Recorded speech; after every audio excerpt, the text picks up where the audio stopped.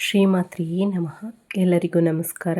ಇಂದು ಈ ವಿಡಿಯೋದಲ್ಲಿ ನಾವು ಮಿಥುನ ರಾಶಿಯವರಿಗೆ ಸಂಬಂಧಿಸಿದ ಒಂದು ಪ್ರಮುಖ ವಿಷಯದ ಬಗ್ಗೆ ತಿಳಿಯಲಿದ್ದೇವೆ. ಈ ರಾಶಿಯವರಿಗೆ ಜುಲೈ 18ರ ಶನಿವಾರ ಹಠಾತ್ ಕೋಪ ಬರುತ್ತದೆ. ನಮಗೆ ಕೋಪ ಬರುವುದು ತುಂಬ ಸಹಜ. ಆದರೆ ವಯಸ್ಕರು, ಹಿರಿಯರು ನಮ್ಮ ಶತ್ರು ನಮ್ಮ ಕೋಪವೇ ಆಗಿರುತ್ತದೆ ಎಂದು ಹೇಳುತ್ತಾರೆ. ಅಂದು ಇಂದಿನ ಗ್ರಹ ಸ್ಥಾನದಿಂದಾಗಿರಬಹುದು ಅಥವಾ ನಿಮಗೆ ಆಗುತ್ತಿರುವ ಕೆಲವು ಪ್ರಭಾವಗಳಿಂದಾಗಿರಬಹುದು. ಇಂದು ನಿಮ್ಮ ಕೋಪವು ನಿಮ್ಮ ಕುಟುಂಬಕ್ಕೆ ಹಾನಿಯನ್ನುಂಟು ಮಾಡುತ್ತದೆ. ನೀವು ಮಾತನಾಡುವ ಕೆಲವು ಮಾತುಗಳು ನಿಮ್ಮ ಜೀವನದಲ್ಲಿ ಅನೇಕ ಸಮಸ್ಯೆಗಳನ್ನು ಉಂಟು ಮಾಡುತ್ತದೆ. ನೀವು ಬಹಳ ದಿನಗಳಿಂದ ಯಾವುದನ್ನು ಎಚ್ಚರಿಕೆಯಿಂದ ಕಾಪಾಡುತ್ತಿದ್ದೀರೋ ಅದೆಲ್ಲವೂ ಗಂಗೆಯಲ್ಲಿ ಎಸೆಯಲ್ಪಡುತ್ತದೆ. ಆದ್ದರಿಂದ ಈ ವಿಡಿಯೋ ಬಹಳ ಮುಖ್ಯ ಮತ್ತು ವಿವರವಾದದ್ದು. ಅಲ್ಲದೆ ಹೇಳಲಾಗುತ್ತಿರುವುದು ಖಂಡಿತವಾಗಿಯೂ ನಿಮಗೆ ಉಪಯುಕ್ತವಾಗಿರುತ್ತದೆ. ದಯವಿಟ್ಟು ವಿಡಿಯೋವನ್ನು ಎಲ್ಲಿಯೂ ಬಿಟ್ಟು ಬಿಡದೆ ಕೊನೆಯವರೆಗೂ ನೋಡಿ. ಆಗ ನಿಮಗೆ ಎಲ್ಲವೂ ಅರ್ಥವಾಗುತ್ತದೆ. ಈ ರಾಶಿಯವರು ಎಲ್ಲರಿಗಿಂತ ವಿಶೇಷ ವ್ಯಕ್ತಿಗಳು ಎಂದು ಹೇಳಬಹುದು. ಈ ರಾಶಿಯವರಿಗೆ ಕೋಪ ತುಂಬ ಸಾಮಾನ್ಯ. ಅಲ್ಲದೆ ಪ್ರತಿಯೊಂದು ವಿಷಯದಲ್ಲೂ ಅವರ ನಡುವೆ ಘರ್ಷಣೆಗಳು ಇದ್ದರೂ ಸಹ ಅವರು ತಮ್ಮದೇ ಆದ ಗುರುತನ್ನು ತೋರಿಸುತ್ತಾರೆ ಮತ್ತು ಸಂಘರ್ಷವನ್ನು ಪರಿಹರಿಸಲು ಮಧ್ಯವರ್ತಿಯಾಗಿ ಕಾರ್ಯನಿರ್ವಹಿಸುತ್ತಾರೆ ಮತ್ತು ಸಮಸ್ಯೆಯನ್ನು ಪರಿಹರಿಸಿದ ನಂತರವೇ ಅವರು ಅಲ್ಲಿಂದ ದೂರ ಹೋಗುತ್ತಾರೆ.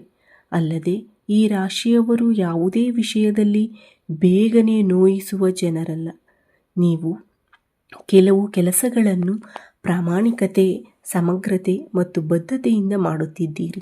ಆದರೆ ಕಳೆದ ಕೆಲವು ವರ್ಷಗಳನ್ನು ನೋಡಿದರೆ ತುಲಾರಾಶಿಯವರಿಗೆ ಅನಿರೀಕ್ಷಿತವಾಗಿ ಕೋಪ ಬಂದಿರುವುದನ್ನು ನೀವು ಗಮನಿಸಬಹುದು. ನಿಮ್ಮ ಮನಸ್ಸಿನಲ್ಲಿಯೂ ಒಂದು ರೀತಿಯ ಅನಿಶ್ಚಿತತೆ ಹುಟ್ಟುಕೊಂಡಿದೆ. ಇತ್ತೀಚೆಗೆ ನಿಮ್ಮ ಕುಟುಂಬ ಸದಸ್ಯರು ಅಥವಾ ನಿಮ್ಮ ಕೆಲಸದ ಸ್ಥಳದಲ್ಲಿರುವವರು ನಿಮ್ಮ ಬಗ್ಗೆ ನಿಮಗೆ ಅರ್ಥವಾಗದ ರೀತಿಯಲ್ಲಿ ಹೇಳುತ್ತಿದ್ದಾರೆ ಮತ್ತು ಕೆಲವು ಜನರು ನಿಮ್ಮ ಮೇಲಾಧಿಕಾರಿಗಳ ಬಗ್ಗೆ ವಿಶೇಷ ಟೀಕೆಗಳನ್ನು ಮಾಡುತ್ತಿದ್ದಾರೆ. ಅದೇ ರೀತಿ ನಿಮ್ಮ ಕುಟುಂಬ ಸದಸ್ಯರು ಸಹ ಕೆಲವು ವಿಷಯಗಳಲ್ಲಿ ಸ್ವಲ್ಪ ನೋವಿನ ಪರಿಸ್ಥಿತಿಯಲ್ಲಿದ್ದರು ಎಂದು ತೋರುತ್ತದೆ.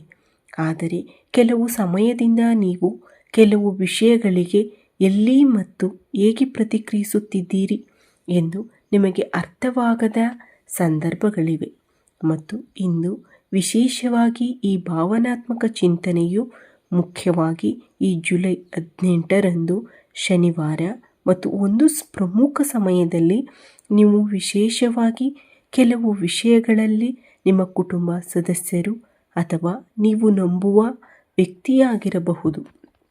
ನಿಮ್ಮ ಕುಟುಂಬ ಸದಸ್ಯರು ನಿಮ್ಮನ್ನು ಅವಹೇಳನಕಾರಿಯಾಗಿ ಮಾತನಾಡುತ್ತಾರೆ. ನೀವು ಬಹಳ ಸಮಯದಿಂದ ಕಷ್ಟಪಡುತ್ತಿದ್ದೀರಿ. ನೀವು ಮಾಡಿದ ಒಳ್ಳೆಯದನ್ನು ಅವರು ಗುರುತಿಸದೇ ಇರಬಹುದು ಮತ್ತು ನೀವು ಏನನ್ನಾದರೂ ತಪ್ಪು ಮಾಡಿದ್ದೀರಿ ಎಂದು ಆರೋಪಿಸಬಹುದು. ಆ ಮಾತುಗಳು ನಿಮ್ಮ ಹೃದಯದಲ್ಲಿ ಬಾಣದಂತೆ ಇಳಿಯುತ್ತವೆ. ಆಗ ನೀವು ಆ ಕೋಪವನ್ನು ತೋರಿಸುತ್ತೀರಿ. ನೀವು ಜೋರಾಗಿ ಕೂಗಲು ಪ್ರಾರಂಭಿಸುತ್ತೀರಿ, ನಾನು ಮಾಡುವುದು ಹೀಗೆ, ನೀವು ನೋಡುತ್ತಿಲ್ಲವೇ? ಆದರೆ ಆ ಜಗಳಗಳಲ್ಲಿ ನೀವೇ ಮಾತನಾಡುವ ಮಾತು ನಿಮ್ಮ ಕುಟುಂಬ, ಪೋಷಕರು, ಸಂಗಾತಿ, ನಿಮಗಾಗಿ ಇರುವವರು ಅಥವಾ ಜವಾಬ್ದಾರಿಯುತ ವ್ಯಕ್ತಿಗೂ ಸಹ ಅವಮಾನಕರವಾಗಬಹುದು. ಆ ಮಾತು ನಿಮ್ಮ ಜೀವನದಲ್ಲಿ ದೊಡ್ಡ ಹೊಡೆತವನ್ನು ನೀಡುತ್ತದೆ. ನೀವು ಕೋಪದಲ್ಲಿ ತೆಗೆದುಕೊಳ್ಳುವ ನಿರ್ಧಾರ, ಉದಾಹರಣೆಗೆ ನಿಮ್ಮ ಕೆಲಸವನ್ನು ಬಿಡುವುದು ಅಥವಾ ಆಸ್ತಿಯನ್ನು ಹಂಚುವುದು, ಈ ವಿಷಯಗಳ ಬಗ್ಗೆ ವಾದ ಮಾಡುವುದರಿಂದ ನಿಮ್ಮ ಅಹಂಕಾರ ಕಡಿಮೆಯಾಗುತ್ತದೆ. ಆ ಕ್ಷಣದಲ್ಲಿ ನೀವು ತೆಗೆದುಕೊಳ್ಳುವ ಒಂದು ನಿರ್ಧಾರದಿಂದಾಗಿ ನೀವು ಇಷ್ಟು ವರ್ಷಗಳಿಂದ ಗಳಿಸಿರುವ ಎಲ್ಲ ಖ್ಯಾತಿ ಮತ್ತು ವೈಭವವು ಒಮ್ಮೆಲೆ ಕಳೆದು ಹೋಗಬಹುದು. ಆದರೆ ವಿಶೇಷವಾಗಿ ಎಲ್ಲರೂ ನಿಮ್ಮ ಬಗ್ಗೆ ಹಲವು ದಿನಗಳವರೆಗೆ ಒಂದೇ ರೀತಿಯಲ್ಲಿ ಯೋಚಿಸಿದರೆ ನಿಮ್ಮ ನಡವಳಿಕೆಯು ಇನ್ನೊಂದಕ್ಕೆ ಬದಲಾಗುವುದನ್ನು ನೋಡಿ ಎಲ್ಲರೂ ಆಶ್ಚರ್ಯಚಕಿತರಾಗಲು ಪ್ರಾರಂಭಿಸುತ್ತಾರೆ. ನಿಮ್ಮ ಇಡೀ ವಸಾಹತು ನಿಮ್ಮ ಬಗ್ಗೆ ಮಾತನಾಡಲು ಪ್ರಾರಂಭಿಸುತ್ತದೆ ಮತ್ತು ಹಲವು ದಿನಗಳ ನಂತರ ನಿಮ್ಮ ನಡವಳಿಕೆಯಿಂದ ನೀವು ಆಶ್ಚರ್ಯಚಕಿತರಾಗುವಿರಿ ಮತ್ತು ನಂತರ ಒಂದು ಕ್ಷಣದಲ್ಲಿ ನಿಮ್ಮ ಮನಸ್ಸಿನಲ್ಲಿ ಕೆಲವು ಆಲೋಚನೆಗಳು ಸಹ ಉದ್ಭವಿಸುತ್ತವೆ. ಆ ಕ್ಷಣದಲ್ಲಿ ನೀವು ನಿಮ್ಮೊಳಗೆ ಯೋಚಿಸುತ್ತೀರಿ, ನಾನು ಯಾಕೆ ಹೀಗೆ ಮಾತನಾಡುತ್ತಿದ್ದೇನೆ, ನನಗೆ ಯಾಕೆ ಹೀಗಾಗುತ್ತಿದೆ ಎಂದು ನೀವು ಆಶ್ಚರ್ಯವಾಗುವಿರಿ. ಮತ್ತು ಆ ಸಮಯದಲ್ಲಿ ನೀವು ಹೇಳುವ ಮಾತುಗಳಿಂದಾಗಿ ಈ ದಿನ ನಿಮ್ಮ ಜೀವನದಲ್ಲಿ ದೊಡ್ಡ ಗಾಯವಾಗಿ ಪರಿಣಮಿಸುತ್ತದೆ ಎಂದು ನೀವು ಸಹ ನೋಡುತ್ತೀರಿ. ಮತ್ತು ಆ ಕ್ಷಣದಲ್ಲಿ ನೀವು ಎಲ್ಲ ರೀತಿಯಲ್ಲೂ ನಷ್ಟವನ್ನು ಅನುಭವಿಸುವಿರಿ. ಎಲ್ಲರ ಮುಂದೆ ನಿಮ್ಮ ಹೆಸರು ಕಳೆದು ಹೋಗುತ್ತದೆ. ನಿಮ್ಮ ಕುಟುಂಬ ಸದಸ್ಯರಲ್ಲಿ ನೀವು ಒಂಟಿಯಾಗಿ ಉಳಿಯುತ್ತೀರಿ. ಕನಿಷ್ಠ ನಿಮ್ಮ ಹೆಂಡತಿಯಾದರೂ ನಿಮ್ಮ ಬೆಂಬಲಕ್ಕೆ ನಿಲ್ಲುತ್ತಾರೆಯೇ? ಪರಿಸ್ಥಿತಿ ಸರಿಯಾಗಿಲ್ಲದಿದ್ದರೆ ಅದು ಸಹ ವಿಶೇಷವಾಗಿರುತ್ತದೆ.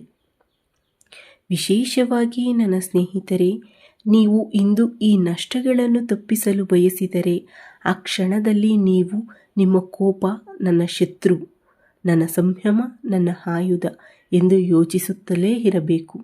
ಜುಲೈ 18ರಂದು ನೀವು ಎಷ್ಟೇ ಕೋಪಗೊಂಡರೂ 1 ನಿಮಿಷ ಮೌನವಾಗಿರಿ. ಅಲ್ಲಿಂದ ಹೊರಡಿ.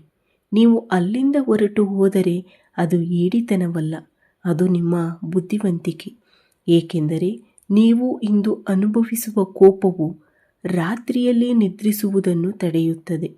ನಾನು ಯಾಕೆ ಹಾಗೆ ಹೇಳಿದೆ ಮತ್ತು ನನಗೆ ಯಾಕೆ ಇಷ್ಟೊಂದು ಕೋಪ ಬಂತು ಎಂದು ನೀವು ಆಶ್ಚರ್ಯಪಡುತ್ತಿರಬಹುದು.